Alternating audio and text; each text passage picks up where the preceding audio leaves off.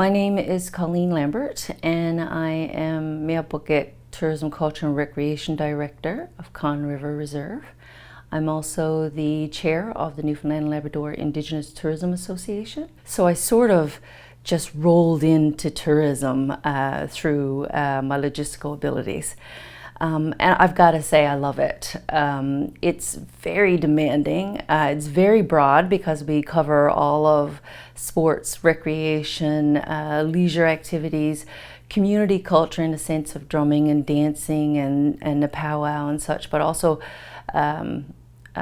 we try to bring beading and basket making and all of these opportunities back to community members. But that's going to lead into tourism, cultural development. So it all ties together essentially. And so I came from the recreational field and sort of, wiggled my way out into tourism.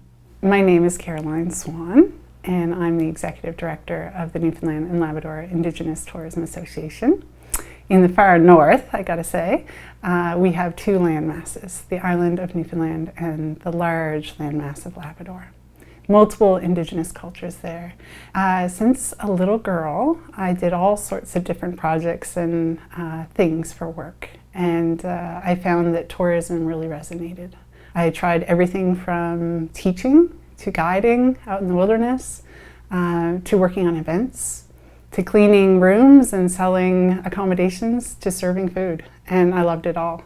But what I found is that I wanted to create my own path. And I started working in product development and then helping communities develop all sorts of tourism assets and then marketing out on an international scale.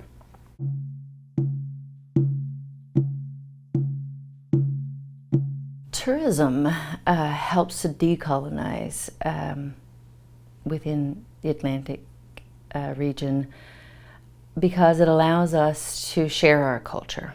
And it allows us to speak to the wrongdoings that took place that was brought with colonization. So by sharing our culture and working with people, that's going to allow us to safely and respectfully share our culture, then we will be educating people on exactly who were the first people that were here, who are the originals of the land, how we lived, how we survived, and how important that is to share that with visitors in the future and the people that live here that are non-Indigenous. And that's going to allow us to create those partnerships, and also, most importantly, it's going to allow us to accept that we have to live here together. And the only way that that's going to work is through working together and living together and accepting and respecting that space that we live in.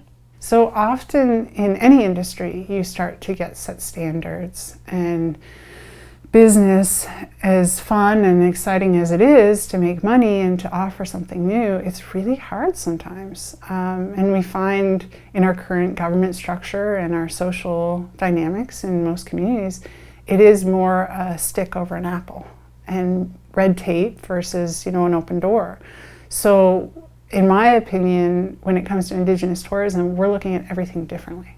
We look at it with elders and with community members, with politicians, and with people that aren't even engaged with the industry directly, and just asking the community members, what is it that you actually like to see, or what kind of impact is this having on you? We don't realize that an airplane being delayed can cause immense amount of grief for an accommodator, because they may have just lost 2 room nights, or maybe 100 room nights, just depending upon how many guests they had on that airplane, right? And so I think that in Indigenous tourism, we try to humanize it. We try to make it practical. We definitely do it grassroots. And although not every organization agrees, for the most part, we've been able to move forward that way. So I feel like we are decolonizing Indigenous tourism. We do use structure, we do use technology, and we do use modernized approaches, but we try to do it so that it enables versus roadblocks. And that's our main goal. Ego igande ha ego guandu dana he. Hey, ego igande he.